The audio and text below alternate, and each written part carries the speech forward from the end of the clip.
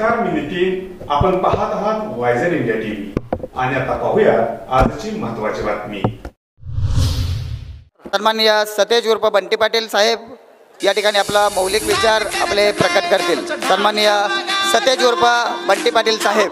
या राज्याच्या विधानसभेची निवडणूक सुरू झालेली आहे आणि संपूर्ण राज्यामध्येच आता एक परिवर्तनाची लाट आम्हाला बघायला मिळते.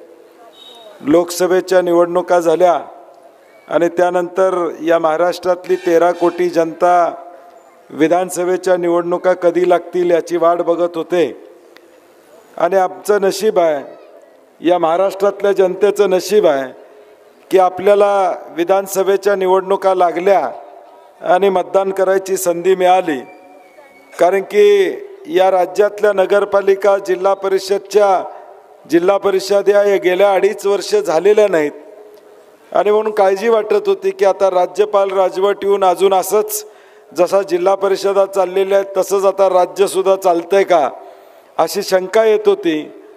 परंतु तुमचं आमचं सुदैव या निवडणुका लागल्या आणि येणाऱ्या 20 तारखेला या राज्याची सूत्र कुणाला द्यायची, कुणाच्या हातात द्यायची हा निर्णय घेण्याची संधी आपल्या सगळ्यांना मिळालेली आहे.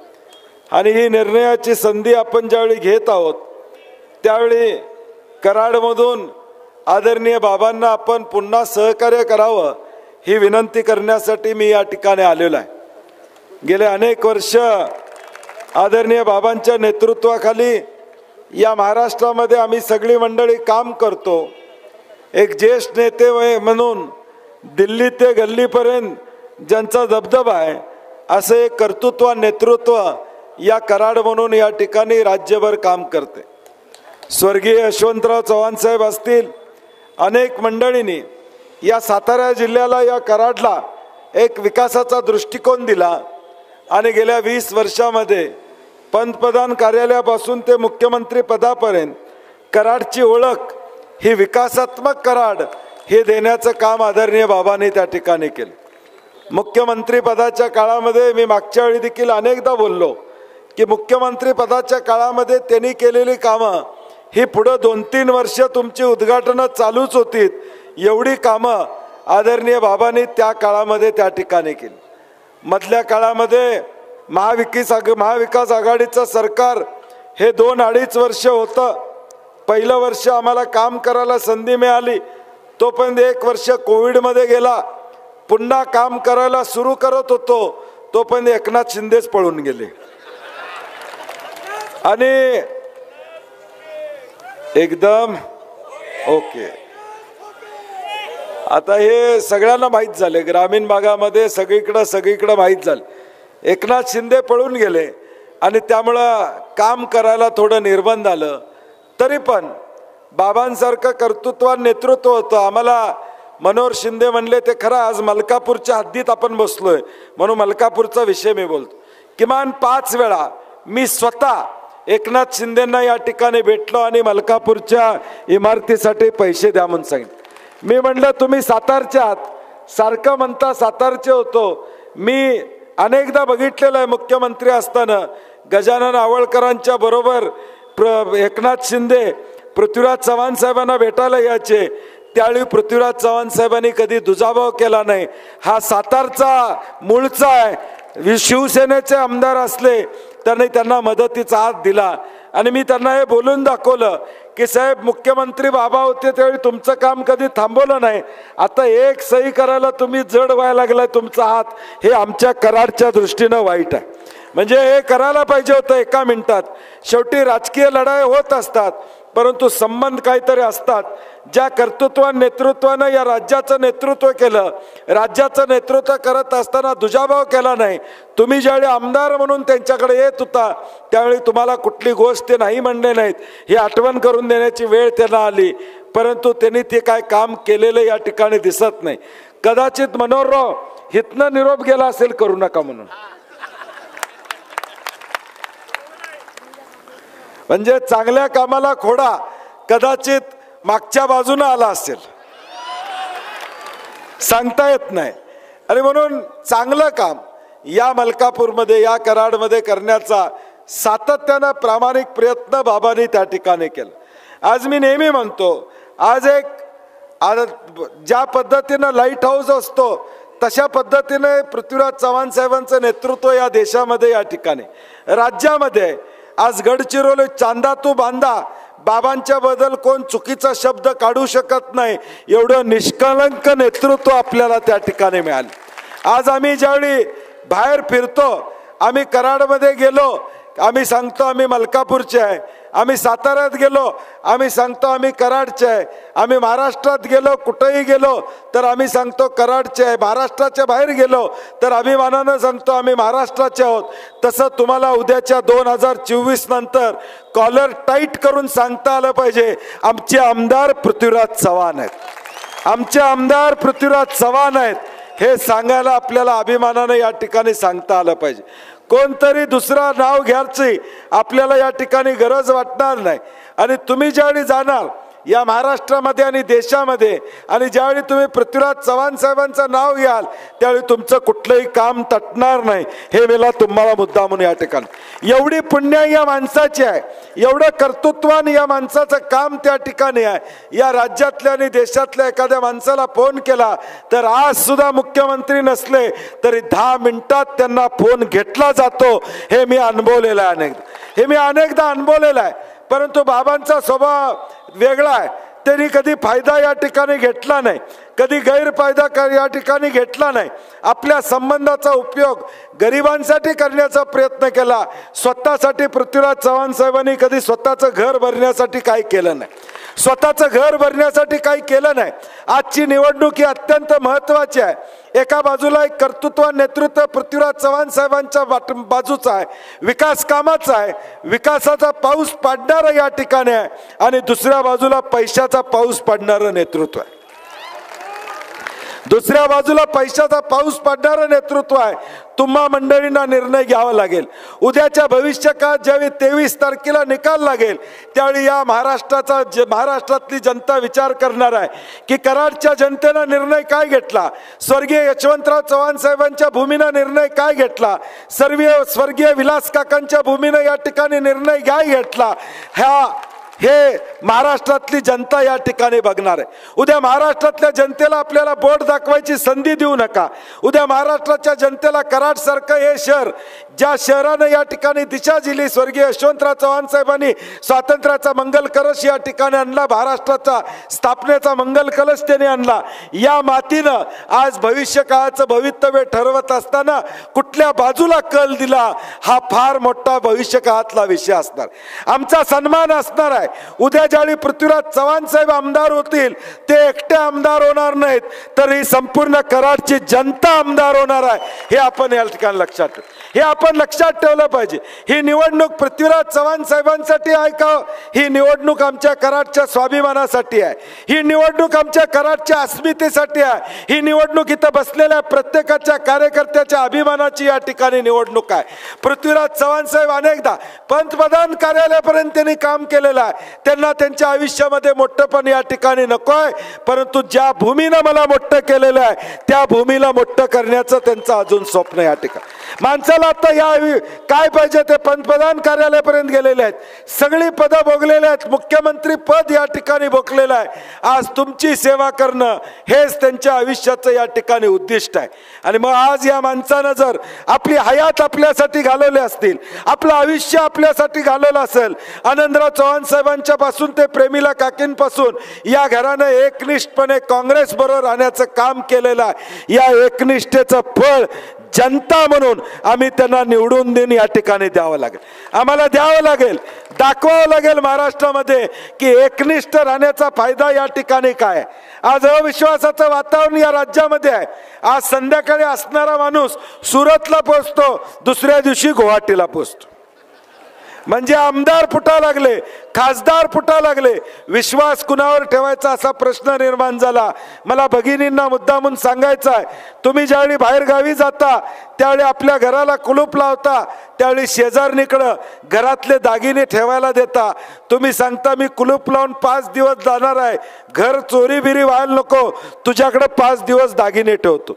कशा जोरावर ठेवतो? हे विश्वासाच्या जोरावर या ठिकाणी ठेवतो.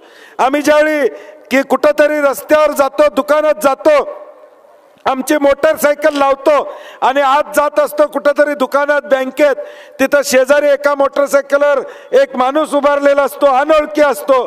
त्याला आम्ही सांगतो, दादा लक्ष ठेवा, 2 मिनिटात परत येतो. अनोळखी माणूस असतो, आपल्या ओळखीचा नसतो.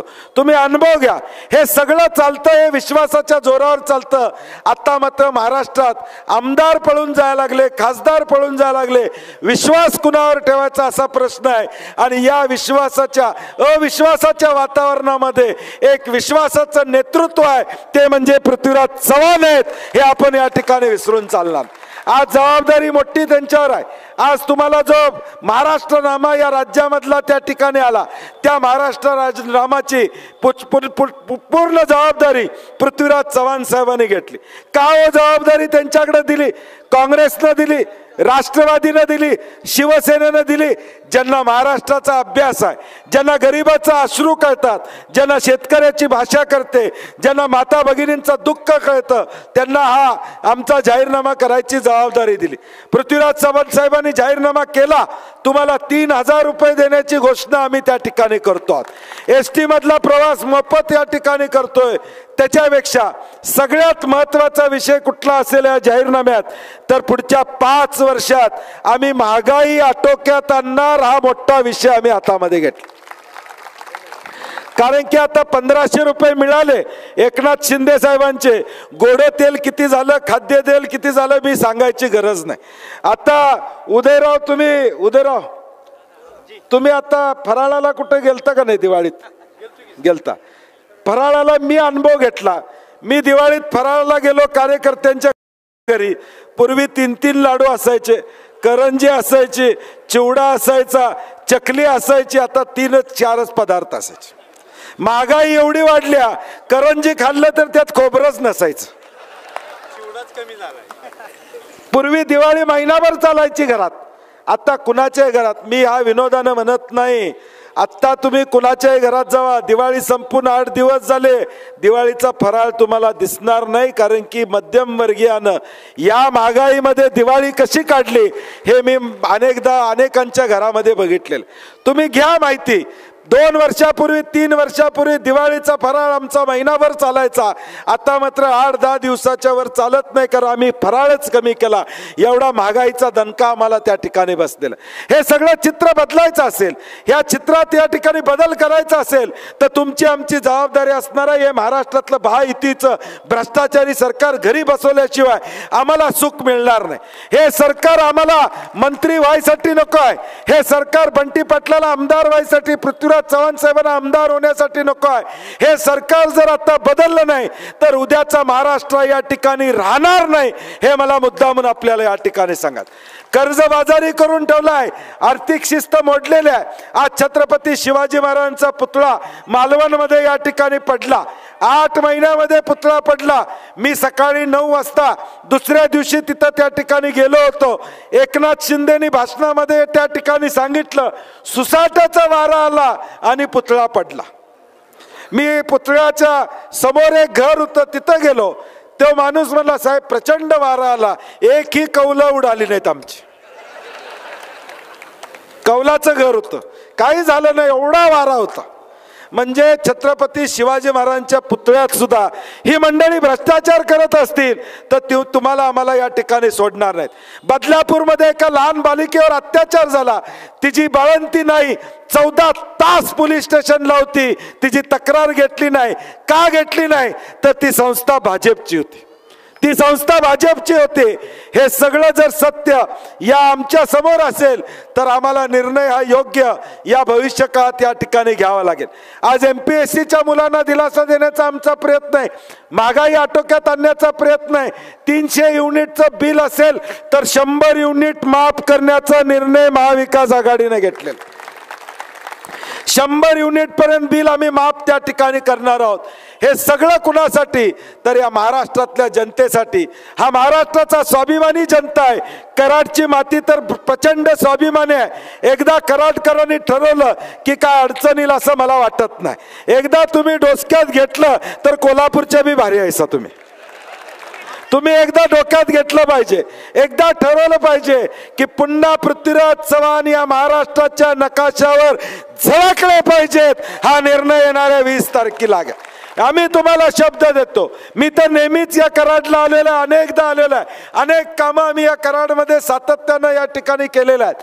RTO ऑफिस असू दे, ST स्टँड असू दे, कामाची यादी वाचत बसलो तर रात्री 12 वाजतील एवढी कामं पृथ्वीराज चव्हाण साहेबांनी या कराडमध्ये आणि साताऱ्यामध्ये त्या ठिकाणी केलेल्या आहेत. आत्ता आपली जबाबदारी आहे, आत्ता आपली ताकद स्वर्गीय विलास काकांच्या गटाची ताकद असेल, पृथ्वीराज चव्हाण साहेबांची ताकद असेल, ही सगळी ताकद एकत्र करून आपल्याला पुढे जाण्याचं काम या ठिकाणी करावं लागेल. महाविकास आघाडी म्हणून आपल्याला निर्णय घ्यावा लागेल. काँग्रेसचं एक चांगलं नेतृत्व, अभ्यासू नेतृत्व, मी तुम्हाला 100% सांगतो. बंटी पाटील मी होतो जरा व्यवस्थित, परंतु या ठिकाणी 2010ला मंत्री झालो आणि माझ्या आयुष्याला शिस्त लागली असेल तर ती पृथ्वीराज चव्हाण साहेबांच्यामुळे लागली. मला जो अभ्यास करायला मिळाला, आम्ही तास 2-2 तास चर्चा करायचो. अनेकदा त्यांच्यावर प्रवासामध्ये चर्चा करायला, बारकाईने एखादी गोष्ट करायची, ती बारकाईने गोष्ट ते सातत्याने या ठिकाणी करत असतात. तुम्ही जसं माता भगिनी स्वयंपाकघर बारकाईने चालवता, महिन्याला व्यवस्थित पुरलं पाहिजे, तसं पृथ्वीराज चव्हाण साहेबांचं या महाराष्ट्रामधल्या भूमिका ऐकल्या तर आम्ही देखील अचंबित होतो. हे राज्य कसं पुढे गेलं पाहिजे, या राज्यातल्या सामान्य माणसाला अधिकार कसा मिळाला पाहिजे, या राज्यातली गरिबी कशी हटली पाहिजे, या राज्यातल्या बेरोजगार तरुणांना रोजगार कसा मिळाला पाहिजे, हे त्यांचे विचार ऐकल्यानंतर नेमका हा माणूस एकटा आहे का 100 मेंदवाचा हा माणूस आहे अशी कधी कधी शंका आहेत. कधी कधी 100 मेंदू हे पृथ्वीराज चव्हाण साहेबांच्या बरोबर आहेत का अशी शंका येते. एवढ्या प्रत्येक विषयावरचं ज्ञान या नेतृत्वाला या ठिकाणी आहे. हे नेतृत्व आपल्याला जपावं लागेल. कधीतरीच असं नेतृत्व हुशार आपल्याला मिळतं जे महाराष्ट्राला पुढे घेऊन जाऊ शकतं. आणि म्हणून आपली सगळ्यांची जबाबदारी आहे की येणाऱ्या भविष्यकाळात 20 तारखेला दुसरा कुठलाही निर्णय घेऊ नका. पुढच्या बाजूने अनेक आमिष येतील, खिडकीतनं येतील, दारातनं येतील, ते एक दिवसच पुरणार आहे, ते एक दिवसच पुरणार आहे. राहिलेले 5 वर्ष तुमची किंमत केली जाईल, ती किंमत होता कामा नाही. एका बाजूला जे 5 वर्ष काम करणारं पृथ्वीराज चव्हाण साहेबांसारखं नेतृत्व, एका बाजूला एक रात्रीसाठी तुम्हाला या ठिकाणी घेणारं नेतृत्व. तुम्ही निर्णय घ्यायचा आहे कुणाच्या नेतृत्वाच्या पाठीशी आपल्याला या ठिकाणी राहायचं. 5 वर्ष आपला फायदा करून देणाऱ्या नेतृत्वाच्या पाठीशी राहायचं का एक रात्र घालवणाऱ्या नेतृत्वाच्या पाठीशी राहायचं, हा निर्णय येणाऱ्या 20 तारखेला आपल्याला घ्यावा लागेल. आणि माझी कळकळीची विनंती आहे, आम्ही तर कोल्हापूरमध्ये सातत्यानं चर्चा करतो. मला तुम्हाला पटणार नाही, मी गेले 8-10 दिवस प्रचारात आहे. माझा एक दिवस असा गेलेला नाही की कोल्हापुरातल्या माणसांनी मला विचारलं नाही की बाबांच्या प्रचाराला कधी जाणार आहे. एक दिवस मला म्हणले साहेब तुम्ही कधी जाणार. काल तुम्हाला माहित नाही कोल्हापुरातली 100 माणसं काल आली होती, मी न सांगता आली होती आणि कराडमधले पै पाहुणे करून त्या ठिकाणी गेले. 100 माणसं कोल्हापूर. मला रात्री पोचल्यावर तिने सांगितलं की साहेब आम्ही कराडला जाऊन आलो. मी सांगितलं नाही, कुणी विनंती केली नाही. या माणसावर प्रेम असणारी महाराष्ट्रातली लोक किती आहेत बघा. 100 लोक काल कोल्हापुरात आले, आपले पै पाहुणे कराडमधले करून परत गेले. आल्यावर मला सांगितलं आम्ही साहेब जाऊन आलो. मलाच डोळ्यात पाणी आलं की मला न विचारता, मला न सांगता पृथ्वीराज चव्हाण साहेबांच्यावर प्रेम असणारी माणसं किती आहेत हे बघा. या माणसानं आपल्या कराडच्या बाहेर माणसं मिळवलेली आहेत, जीवाभावाची माणसं त्या ठिकाणी मिळवलेली आहेत. आणि म्हणून या माणसाला मोठं करणं, या माणसाचं नेतृत्व महाराष्ट्रामध्ये वाढवणं ही तुमची आमची जबाबदारी असणार आहे. आणि म्हणून येणाऱ्या 20 तारखेला दुसरा कुठलाही विचार करू नका. बाबांचं चिन्ह कुठलं आहे जोरात सांगा. त्यामुळे हात या चिन्हासमोरचं बटन दाबा. बाबांना पुन्हा एकदा स्वाभिमानानं या महाराष्ट्रामध्ये पाठवा एवढी विनंती करतो आणि माझे 2 शब्द संपवतो. जय हिंद, जय महाराष्ट्र. ही होती आजची महत्वाची बातमी.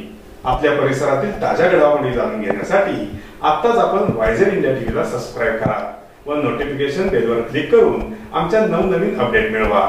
नमस्कार.